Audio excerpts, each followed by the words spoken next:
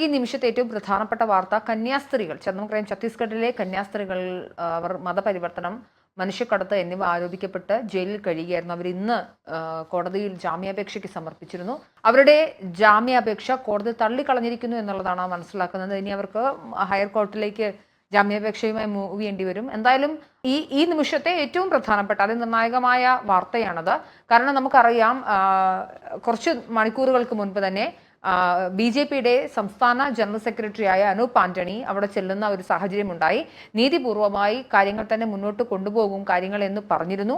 അത് മാത്രമല്ല, കഴിഞ്ഞ കുറച്ച് മണിക്കൂറുകൾക്ക് മുമ്പാണ് BJPയുടെ സംസ്ഥാന അധ്യക്ഷനായ രാജീവ് ചന്ദ്രശേഖർ മാധ്യമങ്ങൾക്ക് ഒരു വാർത്താ സമ്മേളനം നടത്തുകയും അതിലുൾപ്പെടെ മതപരിവർത്തനം നടന്നിട്ടില്ല, ബാക്കിയുള്ള കാര്യങ്ങൾ എന്തൊക്കെയാണ് എന്നത് പരിശോധിക്കുമെന്ന് പറയുന്ന ഒരു സാഹചര്യം ഉണ്ടായി.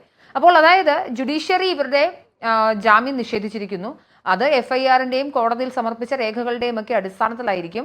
അതിലെന്തെങ്കിലും തരത്തിലുള്ള മാനിപ്പുലേഷൻസ് നടന്നിട്ടുണ്ടോ, അതോ ഇനി മറ്റൊരു എക്സ്ട്രീമിൽ ചിന്തിച്ചാൽ ഈ കന്യാസ്ത്രീകൾക്കെതിരെയുള്ള ആരോപണം ശരിയാണോ എന്നതുമാണ് ഒരു പ്രധാനപ്പെട്ട ചോദ്യം. പക്ഷേ നമ്മൾ രാവിലെ കണ്ടതാണ് മാധ്യമങ്ങളിൽ വന്ന വാർത്തയും, അതായത് തട്ടിക്കൊണ്ടുപോയി എന്ന് ആരോപിക്കപ്പെടുന്ന ഒരു പെൺകുട്ടി മാധ്യമങ്ങൾ കൊടുത്ത വാർത്ത അല്ലെങ്കിൽ കൊടുത്ത ബൈറ്റ് എന്ന് പറയുന്നത്, ഞങ്ങൾ പൂർണ്ണമായും മാതാപിതാക്കൾ ഞങ്ങളെ ജോലിക്കായി പറഞ്ഞു വിട്ടതാണ്, എൻ്റെ സമ്മതത്തോടു കൂടിയാണ് പോകുന്നത്. അല്ല, ഒരു പെൺകുട്ടിയുടെ സഹോദരനും പറഞ്ഞത് അമ്മയും അച്ഛനും പറഞ്ഞിട്ട് ഞാൻ ഇവരെ ആക്കാൻ വേണ്ടി വന്നതാണ്, ഇത് എന്തിനാണ് ഇത്ര പ്രശ്നം എന്ന് ചോദിക്കുന്നുണ്ട്. അപ്പോൾ സ്വാഭാവികമായും അവിടെ എന്തോ ഒരു തരത്തിലുള്ള രേഖകളിൽ ഒരു മാനിപ്പുലേഷൻ നടന്നിട്ടുണ്ടോ എന്ന് അടക്കം ചിന്തിക്കേണ്ടുന്ന ഒരു സാഹചര്യമുണ്ട്. പക്ഷെ നമുക്കറിയാം ക്രൈസ്തവ സഭകളൊക്കെ തന്നെ ഈ റൂറൽ ഏരിയയിൽ, പ്രത്യേകിച്ച് വളരെ റൂറൽ ആയിട്ടുള്ള ഏരിയയിൽ, മാത്രമല്ല ഈ നാരായൺദാസ്പൂർ എന്ന് പറയുന്ന ഈ സ്ഥലം നക്സൽ ഏരിയ കൂടിയാണ്. അപ്പം അങ്ങനെയൊക്കെ ഒരു സ്ഥലത്ത് എങ്ങനെയാണ് ക്രിസ്ത്യൻ മിഷണറി പ്രവർത്തനങ്ങൾ നടത്തുന്നത് എന്നൊരു ചോദ്യമൊക്കെ ഉയരുന്നുണ്ട്. എന്താണ് ആഷിഖ്, കാര്യങ്ങളൊക്കെ കൈവിട്ട് പോകുന്ന അവസ്ഥയിലാണോ, അതോ BJP അവർ, അതായത് ബജ്രംഗ് ദൾ ആരോപിക്കുന്നത് പോലെ കാര്യങ്ങൾ അവിടെ ശരിയാണെന്നാണ് മനസ്സിലാക്കേണ്ടത്?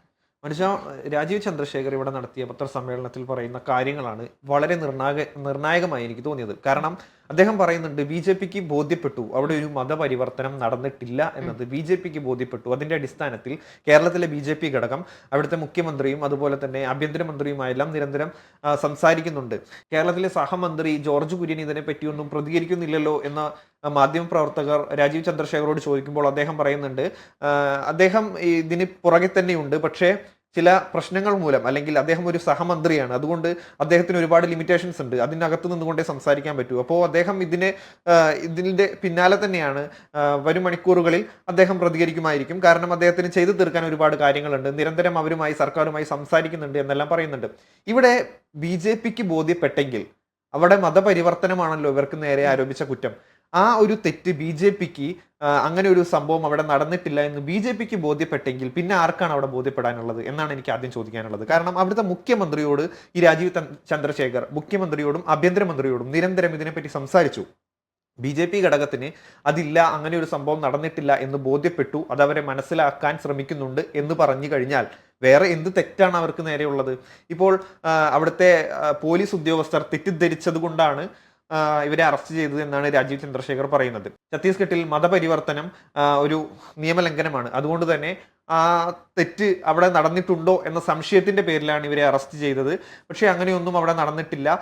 ഒരു ന്യൂനപക്ഷ സമൂഹത്തിന് അങ്ങനെ ഒരു പ്രശ്നം വന്നു കഴിഞ്ഞാൽ BJP കൂടെ ഉണ്ടാവും എന്ന രീതിയിലാണ് രാജീവ് ചന്ദ്രശേഖർ ഇവിടെ പ്രസ്താവന പുറത്തിറക്കിയത്. ഇന്ന് രാവിലെ അനൂപ് ആന്റണി അവിടെ ചെന്ന് മാധ്യമങ്ങളോട് പറയുമ്പോൾ നമുക്കതിൽ ഒരു വ്യക്തതയില്ലായിരുന്നു. കാരണം നീതി വാങ്ങിക്കൊടുക്കൽ തന്നെയാണ് BJPയുടെ ലക്ഷ്യം എന്ന് മാത്രമാണ് അദ്ദേഹം പറയുന്നത്. ഇതിൽ BJPയുടെ സ്റ്റാൻഡ് എന്താണെന്ന് ചോദിക്കുമ്പോഴും അദ്ദേഹം പറയുന്നത് അവർക്ക് നീതി ഉറപ്പാക്കും, ഇവിടെ നടക്കുന്ന എല്ലാ പ്രൊസീജിയേഴ്സും നീതിയുടെ ഭാഗത്തു നിന്നുകൊണ്ടായിരിക്കും, അതിന് ഞാൻ ഉറപ്പു തരുന്നു എന്ന രീതിയിൽ മാത്രമാണ് അദ്ദേഹം പ്രതികരിക്കുന്നത്. പക്ഷേ രാജീവ് ചന്ദ്രശേഖർ വളരെ കൃത്യമായി പറയുന്നു അവിടെ മതപരിവർത്തനം നടന്നിട്ടില്ല, ഒരു തെറ്റും നടന്നിട്ടില്ല എന്ന് കൃത്യമായി പറയുന്നു. പക്ഷേ പിന്നെ എന്തുകൊണ്ടാണ് കോടതി ഇവർക്ക് ജാമ്യം നിഷേധിച്ചത് എന്നൊരു ചോദ്യം അവിടെ ബാക്കിയാവുകയാണ്.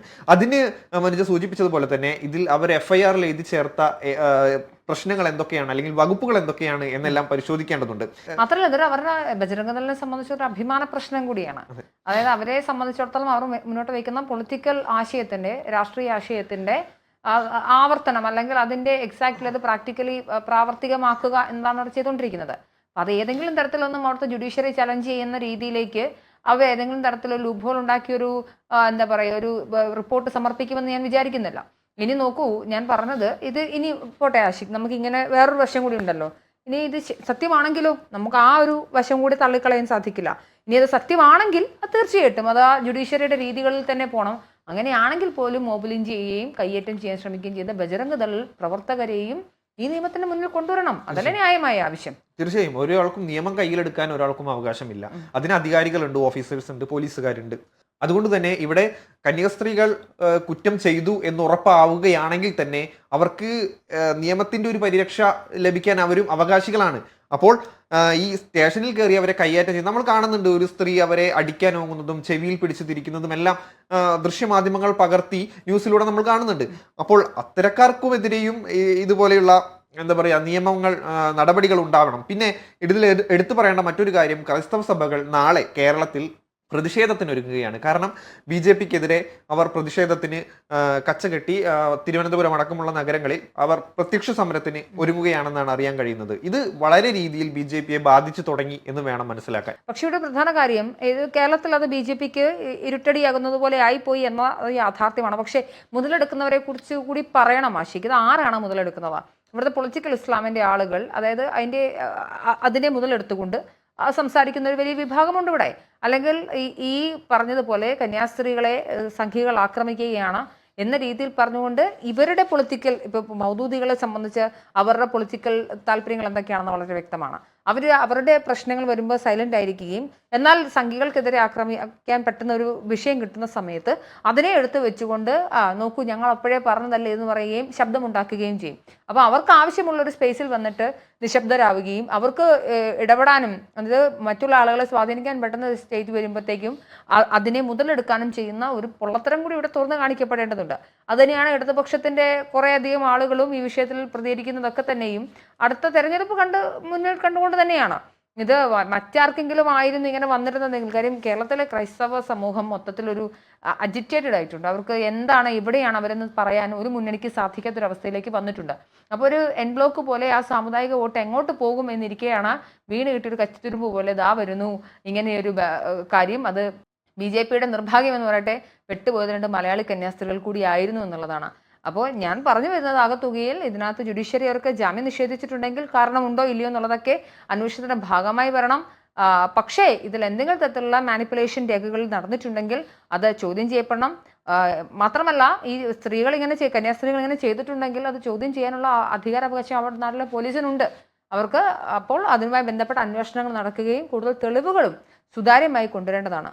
അല്ലാതെ ഈ പറഞ്ഞ പോലെ അടിച്ചേൽപ്പിക്കലൊന്നുമില്ല. പ്രത്യേകിച്ച് രാജീവ് ചന്ദ്രശേഖരനെ പോലെ BJPക്ക് എത്രയും ഹോൾഡുള്ള ഒരു നേതാവ് മതപരിവർത്തനത്തിന്റെ ഒരു സാധ്യതയും അവിടെ ഉണ്ടായിട്ടില്ല എന്ന് പറയുന്ന സാഹചര്യത്തിൽ തൊട്ട് അടുത്ത മണിക്കൂറിലാണ് ജാമ്യം നിഷേധിക്കപ്പെടുന്നത്. അതുകൊണ്ട് തന്നെ ഇതിൽ ആ ജാമ്യം നിഷേധിക്കലിനെ അങ്ങനെ അങ്ങോട്ട് വിശ്വസിക്കാൻ പറ്റുന്ന ഒരു സാഹചര്യം ഉണ്ടെന്ന് തോന്നുന്നില്ല.